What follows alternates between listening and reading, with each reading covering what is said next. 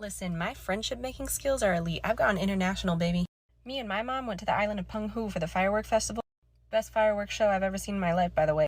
But our Airbnb was on a corner of the island where there was no taxis. And we were staying in a homestay, not a hotel, so there was no one we could ask to call a taxi for us every day.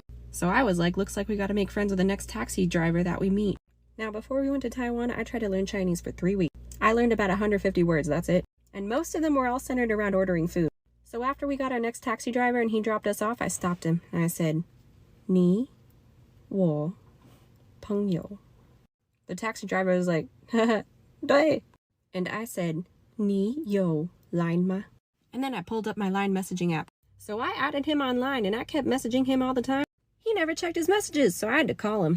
And that gave me a lot of anxiety. Because I can't speak Chinese and he couldn't speak English. But this is what our conversations would go like. 喂,你好. 你好.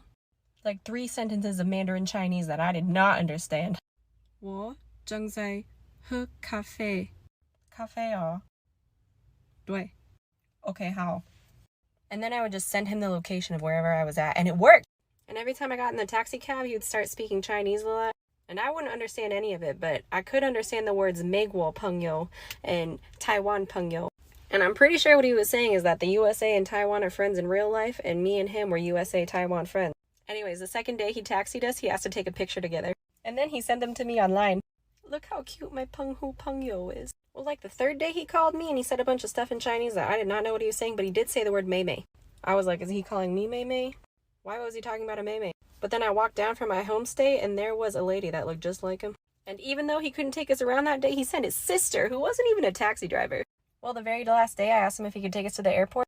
And when we arrived at the airport, he gave me and Mom one of these. It's like a Taiwan bill with 100 years of founding. It was so sweet. Well, I thought after I left Penghu, maybe our friendship would end. No, twice a week he sends me good morning texts. And sometimes he sends me pictures of him on his motorcycle. Look at him go. So I send him stuff back like me feeding a hippo. I mean, he keeps up more with me than my own family does. I made a friend for life, baby. All it took was learning 150 words of Chinese.